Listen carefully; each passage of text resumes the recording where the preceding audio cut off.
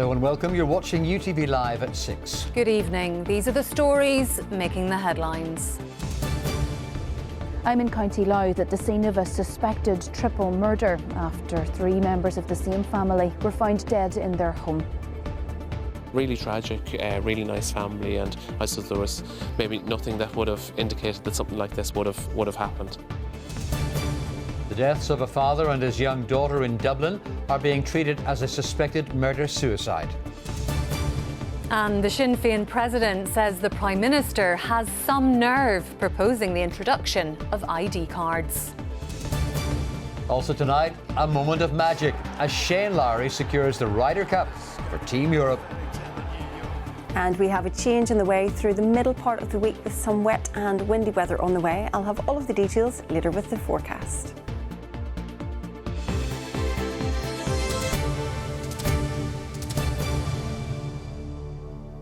Gardaí are investigating a suspected triple murder in County Louth. One man has been arrested in connection with the deaths of 2 men and a woman in the Talonstown area, which is just over the border. Our reporter Sarah McCarran is at the scene near Louth Village for us now. Sarah.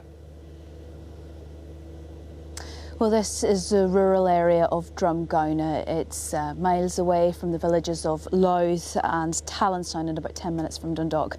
And this quiet place has been rocked by unthinkable tragedy today after the deaths of 3 people. Now, I understand them all to be members of the same family, a husband, a wife and their adult son. And the community is in total shock. News broke at around 10 o'clock this morning that something terrible had happened here when emergency services descended on what would turn out to be a murder scene. 3 members of the one family were found dead in their home. They were well known and well thought of. People are absolutely shocked in relation to this. I would just call on anybody with information, obviously, to provide it with the Gardaí. I would ask that people would refrain from speculating, particularly online. And this is utterly devastating, as I say. When you first started to get word of this, you couldn't quite believe it. There is no perfect words for this. This is beyond shocking. This is beyond devastating. This is beyond terrible. They were a well-known family. I knew them, would have called to their house here in the elections last year, would have spoken to them, would have known them from local sporting and running events as well. So really tragic, really nice family, and I suppose there was maybe nothing that would have indicated that something like this would have happened. Just to remember, there is a lot of people grieving, and if that grief is impacting on people, that it's important to say it's okay to ask for help if that's what people need in the coming time, and if these issues have impacted everyone, that anybody does seek help if they need it. There was much speculation about what might have happened here today in WhatsApp groups and online. Local politicians asked for anyone with information to instead go to Gardaí and to remember that a family has been left devastated and a criminal investigation is ongoing. Well, on that investigation, a man in his 30s is still being questioned by Gardaí, and the Gardaí have told us that they're not looking for anyone else in connection with this incident. Now, I have spent the day here and I've had the opportunity to speak to some close friends of the deceased, and I asked them what they wanted us to know about the family, and they said just how special they were, how they loved them so much and how they all loved each other so much. There is still a significant police presence here behind me as this police investigation continues. Sarah McCarran, live in County Louth. Thank you. Gardaí are treating the deaths of a man and his young daughter in the Finglas area of Dublin as a suspected murder-suicide. Their bodies were discovered at a property in a housing estate on Saturday evening. Paul Riley reports. Emergency services were called to a house in the Kappa area of Finglas on Saturday evening. The bodies of what is believed to be a father and his young daughter were found inside. Detectives are said to be investigating if this was a murder-suicide, with the man killing the girl before taking his own life. It's been reported the man was 50 and the young girl just 5 years old. There's widespread shock in the Heathfield estate, and there's been a visible police presence in the area over the past 48 hours. The Garda Technical Bureau has spent time examining the scene, where forensic testing continued throughout today. Requests have been made to the coroner and the state pathologist. Post-mortems are now due to be carried out. Gardaí gave no update on the investigation today, but had said those post-mortem results will help establish what unfolded here. Paul Riley, UTV Live. The prosecution's case in a major corruption trial involving a £1.2 billion property deal in Northern Ireland has begun. Two prominent Belfast businessmen are in the dock at Belfast Crown Court facing fraud charges linked to the 2014 sale of the loan book held by the National Management Assets Agency, also known as NAMA. Barbara McCann reports. 54-year-old Ian Coulter, seen here wearing glasses, and 83-year-old Frank Cushnahan in the black coat, leaving court after the prosecution opened its case against them. Cushnahan from Alexandra Gate in Hollywood faces 2 counts of fraud. Coulter from Temple Patrick Road in Ballyclare faces 5, one jointly with his co-accused. The alleged offences date back more than a decade and relate to the sale of NAMA's Northern Ireland property loans. Cushnahan was a former advisor to NAMA, while Coulter was a senior figure in the law firm Tuhans.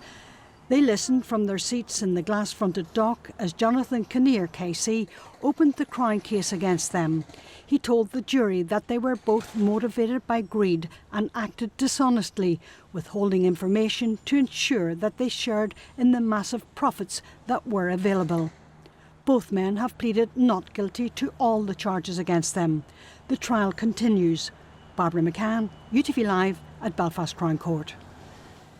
The Sinn Féin president says the Prime Minister has some nerve in proposing the introduction of ID cards. Speaking at the Labour Party conference in Liverpool, Mary Lou McDonald said the government had given no thought to the impact of the scheme on people here. We'll be hearing from our political editor, Tracy McGee, in Liverpool shortly, but first, here's her report. Arriving at his second conference as leader, Sir Keir Starmer was all smiles, but all is not well in Team Labour. Party conferences are an opportunity to celebrate achievements and raise morale. But clearly not everyone got the memo. Use your votes wisely. The conference got underway amid protests over numerous issues. Outside, security is tight. Inside, there's intrigue over a possible leadership challenge.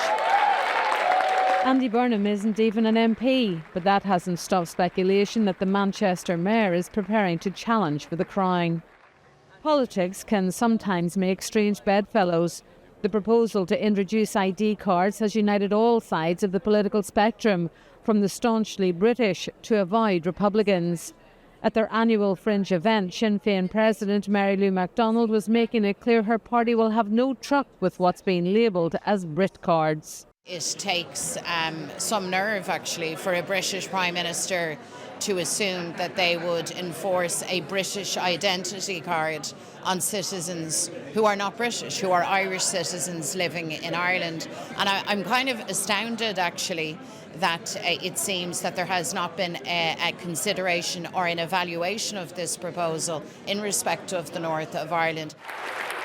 For business representatives, Labour's economic policies are what's important, and the Chancellor's speech to conference today was the main event. Thank you. There was a brief nod to Northern Ireland shipbuilding. When the shipbuilder Holland and Wolff was in danger, we chose to step in to guarantee a future for shipbuilding in Belfast, in Devon and in Fife. And I am proud to see the British shipbuilding industry going from strength to strength. But Rachel Reeves gave no clues on how she plans to plug the £40 billion hole in her budget. Northern Ireland reps say without government support, businesses will go to the wall. If we don't want to continue to see businesses closing on the high streets and the main streets, then we're going to have to give them some support, and that hopefully should come in the next 8 weeks in that budget. And if they don't do that, this economy won't grow. You can bring in all the big deals from around the world, you can get all that investment in FDI, everything else, but if you don't help the more than 90% of businesses that are here, local businesses in our economy, then we're not going to grow anyway. It's a no-brainer. They must help the local businesses, and they must speak clearly to them about what they're going to do to help them. After a year in government, Labour is learning that being in the driving seat is not easy. For Keir Starmer, staying the course may be the hardest challenge of all. Well, let's join our political editor, Tracy, live now in Liverpool. So, Tracy, it seems to be a very odd atmosphere at the conference. Yeah, Paul, it has to be said, it is a very strange atmosphere. It's kind of hard to believe that just over a year ago, Sir Keir Starmer won a landslide victory and led Labour into Westminster with a majority of over 170 seats. And yet here we are, 14 months later, and there are conversations taking place about whether or not to replace him. Now, this is the second only conference of this government. It should feel like a party. In TV terms, it should feel like Love Island. Instead, it's more like an episode of The Traitors. So what's the problem? Well, you'd have to say that the government itself is responsible. A series of missteps. This time last year, all the talk was about the decision to pull the winter fuel payment from pensioners, a deeply unpopular policy that they had to reverse. Then came the decision to impose an inheritance tax, and that infuriated farmers. Then they tried to change welfare benefits. They had to reverse ferret out of that one as well. So all these missteps in terms of policy. They've also had changes to personnel that have been very, very damaging.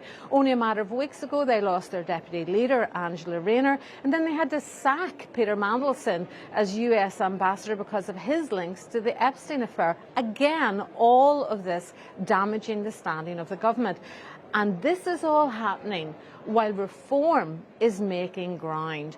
Here's a statistic for you. There was a poll at the weekend before this conference started. It showed if there was to be an election in the morning, not only would Labour lose its majority, it would go down to under 100 seats, and reform would have a majority of around 100 seats. All of this is playing in the minds of MPs and deeply unsettling them. And the latest unpopular policy is that proposal to introduce ID cards. That's right, Paul. Very rare that you get all the Northern Ireland parties on the same page. The last time I can remember all the parties against a policy was the Legacy Act. Remember that? When Sinn Féin and the TUV were on the same page? Well, here we are again on ID cards. They're all against this policy for different reasons, but they are all against it. That is some feat for a government. Now, the Chancellor was speaking today. Did we learn any more, or did we learn much at all from what she had to say?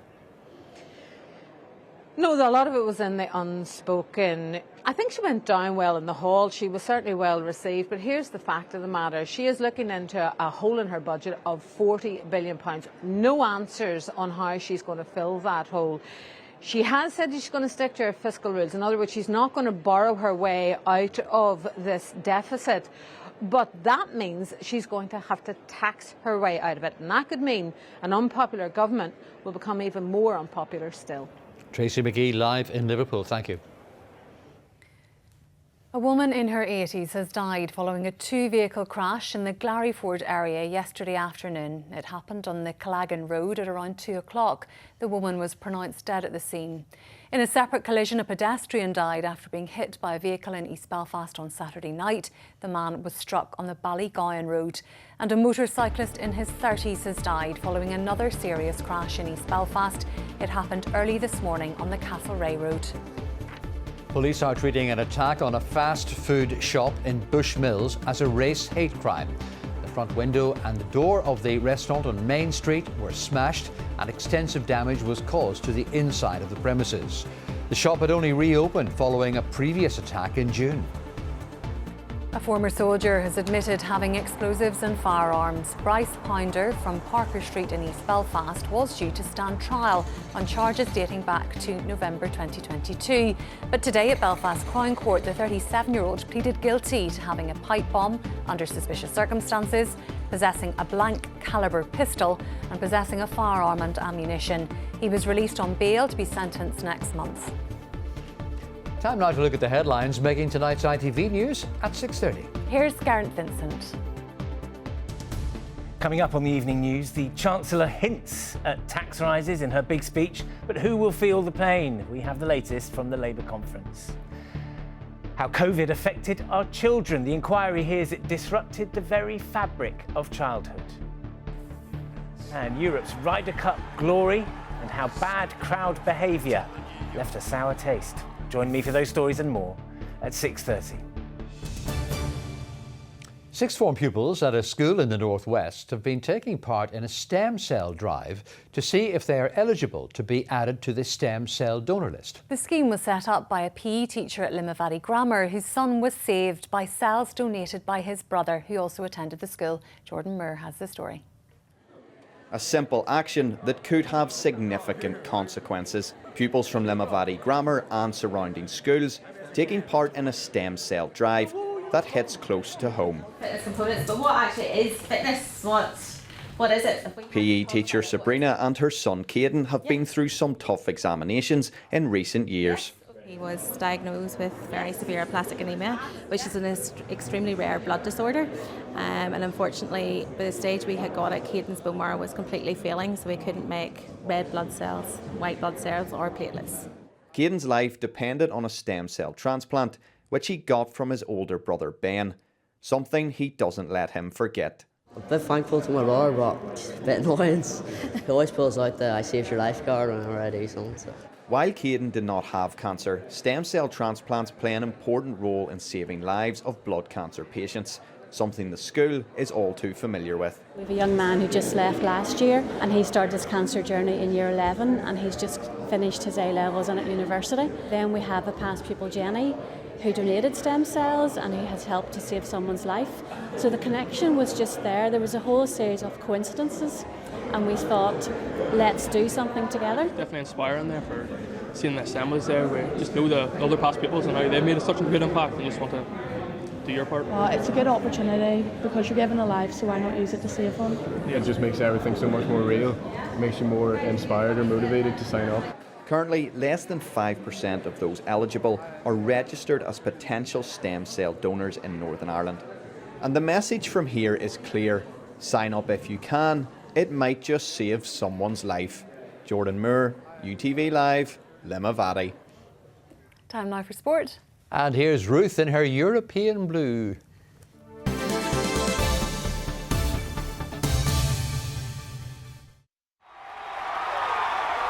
The atmosphere is electric. John Mulholland Motors, sponsors of UTV Sport. Good evening. It was almost one of the greatest comebacks in sporting history. Europe were expected to ease to Ryder Cup victory in New York with a 10.5 to 4.5 point overnight lead at Bethpage. But what a fight back from the Americans in yesterday's singles. Europe only won one of their matches, but in the end it was this man, Shane Lowry, who had half a point to make sure his team retained the Ryder Cup. Will Esler reports. In your hands. The passion was there for all to see as Shane Lowry secured the Ryder Cup for Team Europe. I've been so lucky to experience amazing things in this game. That was the hardest couple of hours of my whole life, honestly. I've won the Open in Ireland, it's amazing, it's a dream come true, but the Ryder Cup for me is everything. Emotions have been building during the day as the USA threatened to stage the biggest comeback in the event's history in Sunday's singles. Cameron Young put the first red on the scoreboard. Bryson DeChambeau came from 5 down through 7 to grab a tie with a run that included 4 successive birdies. And there was the titanic tussle between the world number 1 and world number 2 as Scotty Scheffler eventually got the better of Rory McIlroy 1-up. But it was the Northern Irishman who achieved his dream of winning a Ryder Cup on foreign soil. To hear the ole oles here in America, honestly, to do something that a lot of people thought that we couldn't do. I mean, what the comments and what people were saying after Whistling Straits about this decades of American dominance. We took a lot from that. We let that fuel us.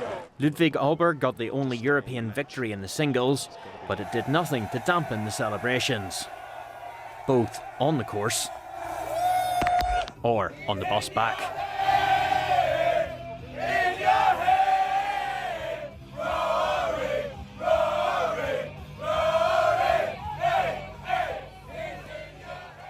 Well done to Team Europe. Amazing scenes there. Well, the Ryder Cup had everything we expected. Drama, excitement, costumes, noise. But one of the main talking points was the verbal abuse that Rory McIlroy in particular received from the American crowd over the week. His wife Erica even had a drink can strike her head yesterday. McIlroy addressed the behaviour of the New York crowd at the end of the tournament. I don't think we should ever accept that in golf. I think golf should be held to a higher standard than what was, than what was seen out there this week. This should not be what is acceptable in the Ryder Cup, but we will be making sure to say to our fans in Ireland in 2027 that what happened here this week is not acceptable. And we can't wait for Adare Manor in 2027. Well, the Ryder Cup wasn't the only global sporting event on yesterday. 75,000 fans flocked from all over the world to Croke Park in Dublin yesterday for the NFL's first American football game in the island of Ireland. And after the perfect day from start to finish, it looks like it might become a regular occurrence. They could have chosen anywhere. The NFL chose Dublin. And it wasn't just big names on the field that were in town. Well, I've just bumped into our most famous fan today, although you're not a fan of either team really, Bill, are you? No, I'm rooting against both of them today. Oh, who's your team? The Chicago Bears, this year's Super Bowl champions. Oh, you heard it here first. Okay, so tell me, what do you think of Ireland hosting its first NFL regular game today? It's about time, long overdue. But I prefer Gaelic football, to be perfectly honest. 75,000 NFL fans were in Dublin for the game, and they came from all over. Outside Philadelphia. Houston, Texas. Long Island, New York. Texas. Allentown, Pennsylvania. I came from Sydney, Australia, all the way for a bit of Vikings action.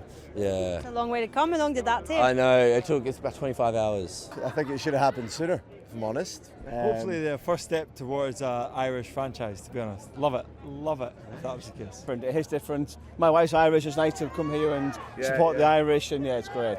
Even without a game, I would come back to Dublin. They're the nicest people. We've been to 4 countries and the people here are nicest. There was late drama, but the Steelers, who were the home side for the day, held on to win 24-21. I thought the atmosphere was outstanding. I mean, I came out real early, and in most NFL stadiums, there's like 2 hours when the stadium opens, and it starts to trickle in. But somebody came back in the locker room at like 11 and goes, "Man, there's a ton of people out there already." I was like, "Well, we're not in the States anymore, This is a different type of fan." So I loved it. I thought the crowd was fantastic. The music was great. The fans were cool. I mean, the field was pristine. The whole experience was fantastic. Shout out to the country and everybody that made this happen. Win or lose, I would have said the same thing. I just felt like the reception from the people here was outstanding. The day was a huge success from start to finish. So will it be back? We've been planning on this for about 18 months, but I don't think it could possibly have gone as well as it did today. Look, I think Dublin is a bucket list destination for people. It's somewhere that people want to come. The reason this happened in the first place is because we saw what a great fan base there is in Ireland. Is it something the NFL is planning to have back in Dublin? We're going to evaluate today. We're going to evaluate how it went through the week. I think everything we've seen from Croke Park and again from the GAA in this process has been fabulous, and today was great. So yes, I would expect we would be back here if we were. An amazing day in Dublin, and across the Atlantic, Swatra's Jude McAtamney was in action for the New York Giants after being promoted from the practice squad. He kicked field goals from 22 and 31 yards to help his side to 21 points to an 18 victory over the LA Chargers. To football, Glenavon are searching for a new manager after parting company with Paddy McLaughlin last night. The Lurgan Blues sit bottom of the table after 9 straight league defeats at the start of the season. McLaughlin joined the Lurgan Blues last November. Former Coleraine managers Warren Kearney and Dean Shields are being linked with the vacancy at Mornview Park. James Hume is Ulster's latest Centurion. He won his 100th cap for the province during their opening URC League win over the Dragons in Belfast. Richie Murphy's side won their first match of the season, 42-21. Yeah, one I would have rather reached way sooner, but I think when I came back from my knee, I was in 96, and I was like, I'm definitely going to get there last season, and ultimately had to be put on hold. So, yeah, I'm absolutely buzzing, and it's almost nice in a way that I've kind of not rebranded myself, but got myself to a way better place. Great to see him reach that milestone. The Belfast Giants completed a 4-point weekend over the Glasgow Clan. They completed the double with goals from Jordan Kawaguchi, Nicholas Gay, Mike Lee and captain David Goodwin, earning Adam Keefe's side a 4-2 victory at the Braehead Arena. That's your sport. Bye for now. The atmosphere is electric. John Mulholland Motors, sponsors of UTV Sport.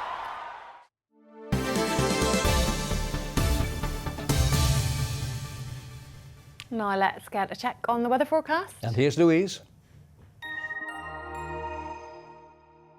It's time to take a rain check. There's no place like home. UTV Weather, sponsored by the Grande Rona R290 heat pump. Hello there, good evening. We had a few brighter breaks develop through the afternoon, but there's a change on the way. We have some wet and windy weather coming our way through the middle part of this week, with the risk of a few coastal gales on Thursday and Friday, so do stay up to date with the forecast. High pressure kept things generally settled yesterday. We have a cold front pushing through overnight tonight, bringing quite a lot of cloud and some rain at times, but you can see the number of isobars in the chart starting to increase as we move through the middle part of the week, becoming quite wet and windy at times. A few late spells of sunshine across the east this evening. Cloud will start to increase and build during the overnight period. We have that rain pushing in from the west, 1 or 2 heavy bursts during the early hours. Winds will stay on the generally light side, and temperatures holding up for most places in double digits, so a much milder night tonight than it was last night. A cloudy, gloomy and damp start tomorrow across the east. Winds staying generally light, gusting in around 20 miles per hour. We will hold on to quite a lot of cloud through into the afternoon with some mist and fog over the tops of the hills. Any brightness at all most likely to occur across the north coast. Temperatures reaching highs of around 17 degrees Celsius. Across the rest of Ireland, it's a very similar story. Misty, foggy start, quite a lot of cloud around into the afternoon, some patchy light rain and drizzle during the morning. Then further outbreaks of rain pushing in from the west, but the winds will pick up, becoming quite blustery with a top temperature of 17 degrees Celsius. Looking ahead then for the next couple of days, we will have scattered showers, 1 or 2 brighter breaks on Wednesday. The winds will start to increase. Wet and windy weather will push through on Thursday and into Friday, with the risk of a few gales around the coast, with temperatures reducing into the weekend. Bye-bye. UTV Weather, sponsored by the Grande Rona R290 heat pump. That's the way it is in Northern Ireland this Monday tea time. I'll have the next local bulletin at 10:30.